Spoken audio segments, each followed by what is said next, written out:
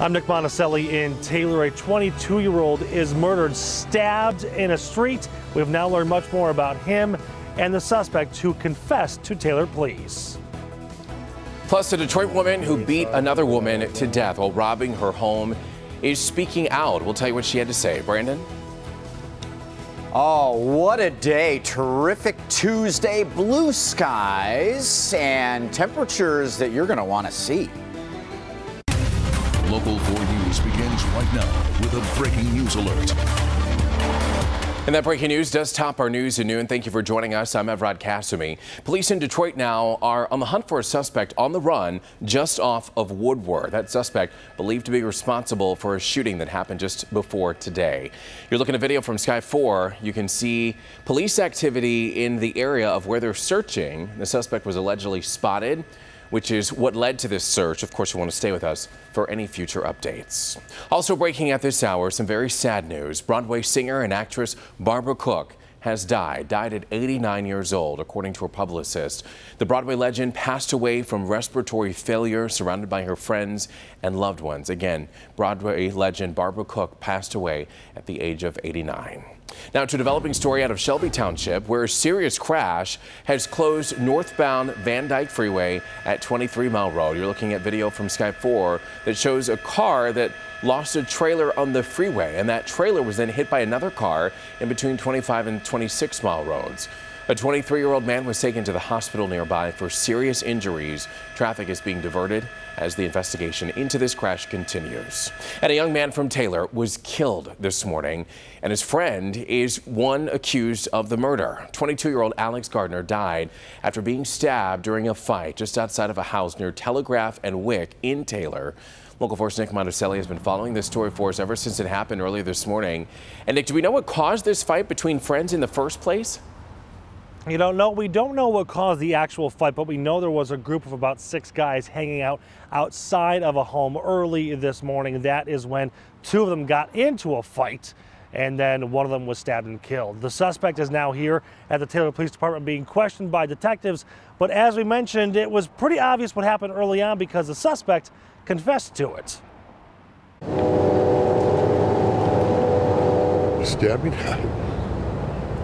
No, pretty quiet. Ask almost any neighbor on Clippard Street in Taylor, and most will tell you they heard nothing and had no idea a young man was stabbed and killed on their street. That young man is Alex Gardner, and Beth Jeffrey saw paramedics frantically trying to save him. They were going at it, you know, and there was a few of them around, and then it did take off while I was still outside, and probably head to the hospital. According to police, last night there were about 6 guys hanging out, including Gardner and the suspect, who got into a fight. The suspect pulled a 7-inch knife and stabbed Gardner at least once. The knife was left in the street. Gardner's mother says he loved his family and was extremely close to his 10-year-old sister. He had just enrolled in classes at Wayne Community College and also just got a full-time job at Walmart. His life was just beginning. Police don't know what caused the fight that killed him, but not only did the 23-year-old confess, his step-grandfather tells us the suspect is the one who also called 911.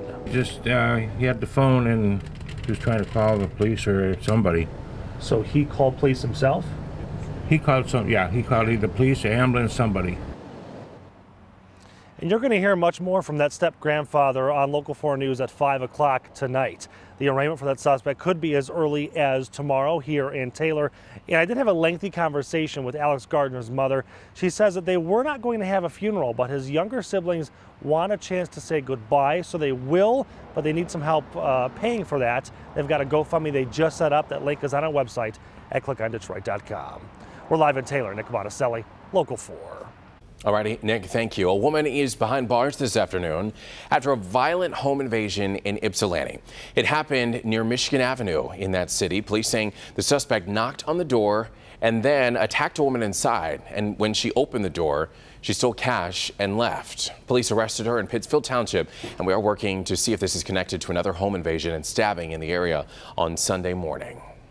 A Detroit man who beat a woman to death while robbing her home had little to say this morning as he was sent away to prison.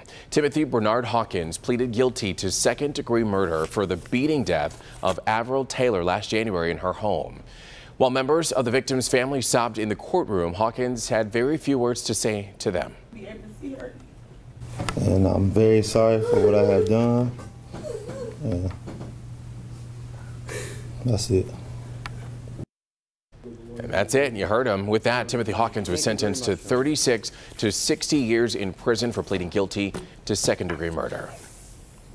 A court hearing is underway right now in Clinton Township to determine if a Mount Clemens person will stand trial for murder in the death of a 3-year-old boy. 29-year-old Lamont Johnson is charged with second-degree murder for leaving a loaded gun on the ground at a Clinton Township apartment complex.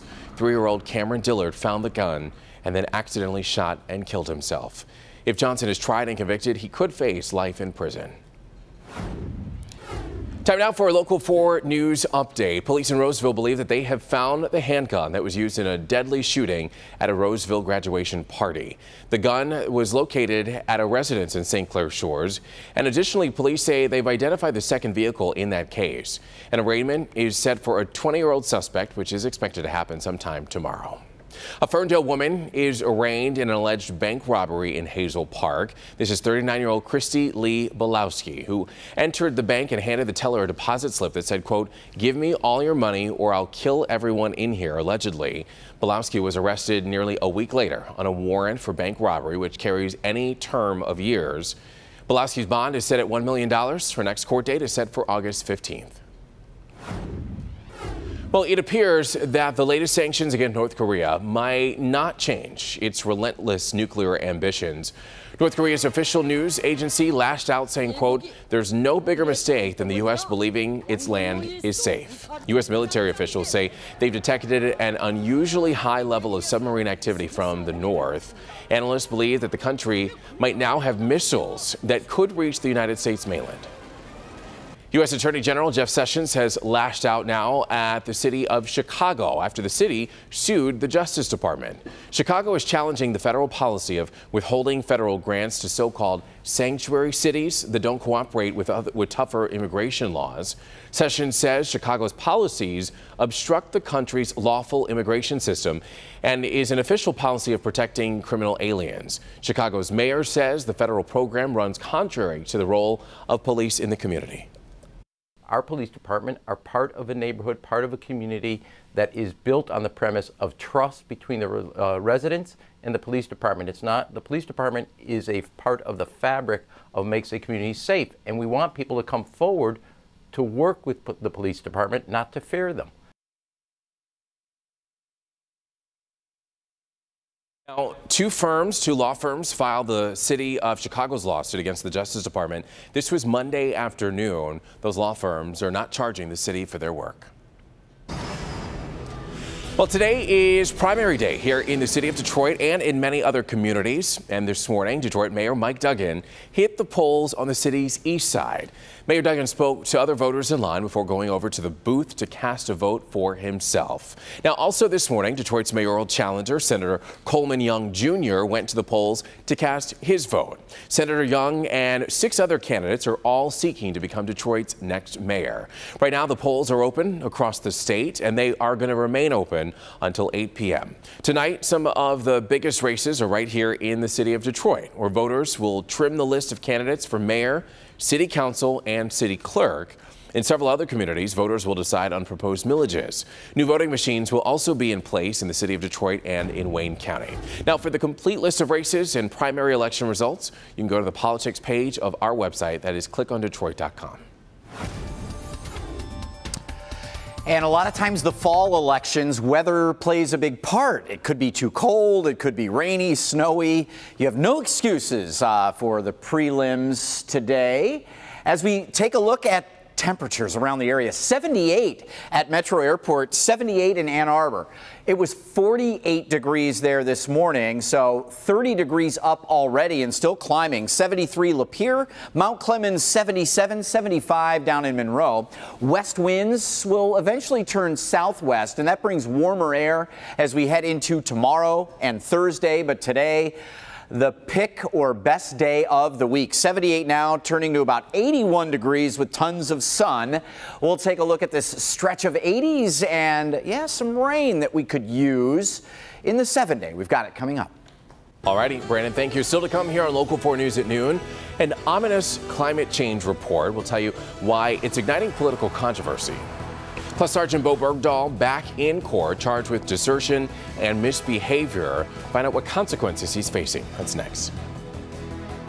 I'm going to take you inside of TACOM, where there's a very realistic drill on what happens in the event of a terrorist attack. Want to know how realistic? Someone just told me to move. I was standing on evidence. It is very realistic. It's very disturbing. They've done drills before, but never on this scale. What are they trying to learn, and what can you learn from that? I will show you today at 4 and First at 4. The biggest. Welcome back. Today, an assembly meeting after Venezuela's Supreme Court ordered the removal and arrest of Mayor Ramon Muchacho. Muchacho has been ordered to 15 months in prison for not following orders to remove barricades in East Caracas. Foreign ministers from more than a dozen Latin American governments were gathered to discuss how to force Maduro back down. As of now, there's trouble agreeing on actions between ministers. A U.S. sergeant now is facing life behind bars. Sergeant Bo Bergdahl is charged with desertion and misbehavior before the enemy by endangering the safety of a command unit or place. He walked off his remote post in Afghanistan back in 2009 and was held captive by Taliban for 5 years. Bergdahl now awaits a court-martial in late October.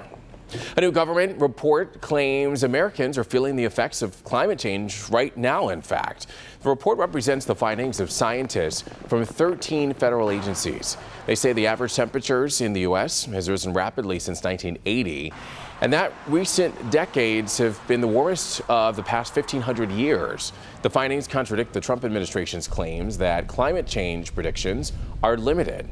Right now, the report is awaiting approval by the Trump administration to release it. And some sad news now. Haruo Nakajima, the actor who played Godzilla in the original movie back in 1954, has died. Nakajima's daughter told the Associated Press that her father was hospitalized last month and died of pneumonia on Monday. Nakajima was a Japanese stunt actor in samurai films when he was approached to take the role of the monster that became an iconic symbol of the nuclear era. He died at the age of 88. All right, still to come here on Local 4 News at noon. We're talking sweet treats with a twist. We're going to introduce you to this Downriver team that's creating these amazing customized desserts. That's for Tasty Tuesday, Brandon. Ah, just what you wanted. A little sweet treat on this Tasty Tuesday. Good looking forecast today. Tracking a couple of rain chances in the 7-day, though. We need the rain. What about the timing of it all? We've got you covered next. Can stand on it. I know you're not. It's gonna hold you. I know, it just feels too much pressure. See the two shoes together, matching shoes. It's huge. Excited, not as much nervous.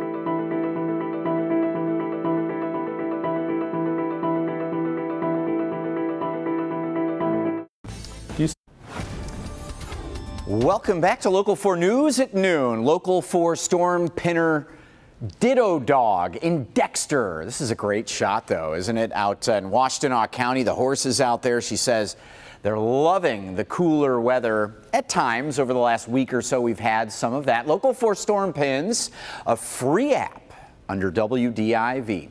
78 degrees right now. Humidity has come up a little bit the last couple of hours, but 40% isn't too bad. We have a feels like or heat index of 79. The winds coming out of the west at about 10 miles an hour, and that's pretty much where they'll be. 81 the high temperature, sort of hedging the temperatures. Could get 83, 84 in a couple of spots, and north of Detroit, maybe upper 70s to near 80, but low humidity, light winds, ideal kind of weather for us. If we're not going to get rain, why not have perfection? That's what we have for you. And another really good sleeping night ahead. Between 4 and 7 a.m. on Wednesday, we get down into the 50s. And if you have the AC on today, sometime this evening, it will cool off quickly. And so you can get those windows back open and have a great sleeping night. Beautiful out there on the lakes today. The waves are a foot or less across Lake Huron, Lake St. Clair, Lake Erie, and water temperatures very comfortable. Really don't have a whole lot to talk about here. A little wave up north of the UP, and tomorrow the temperatures do go up, and with that, an isolated afternoon shower with the heat of the day, but we're keeping it mostly dry. 83 tomorrow, 84 on Thursday. A better chance for a little more widespread rain comes midday on Friday. Rain and thunder shower chances probably around or just after lunch Friday, and the models are showing Saturday and Sunday each have a slight rain chance, but I think most of those days will be on the dry side.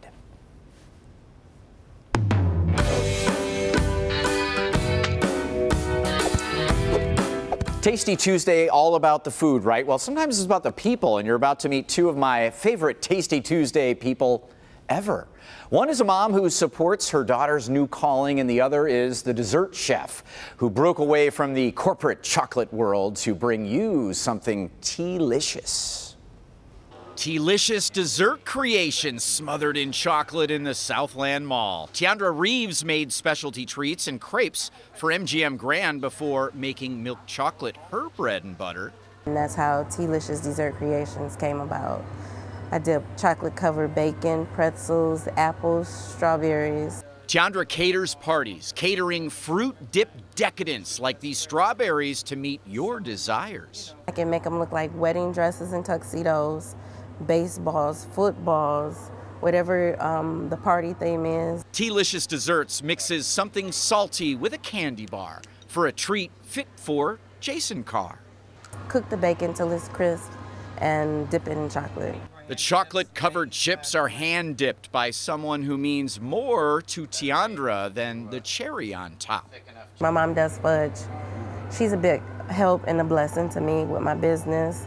Mom, aptly nicknamed Baby Cakes, helps Tiandra mold edible chocolate heels stuffed with those scrumptious strawberries, and will help Tiandra move mountains of Minion cake pops, piles of pretzels dipped and candy coated, to a new space in the mall, making room for their convenience store here. Not only will I have Tealicious Dessert Creations, this will be called The Spot.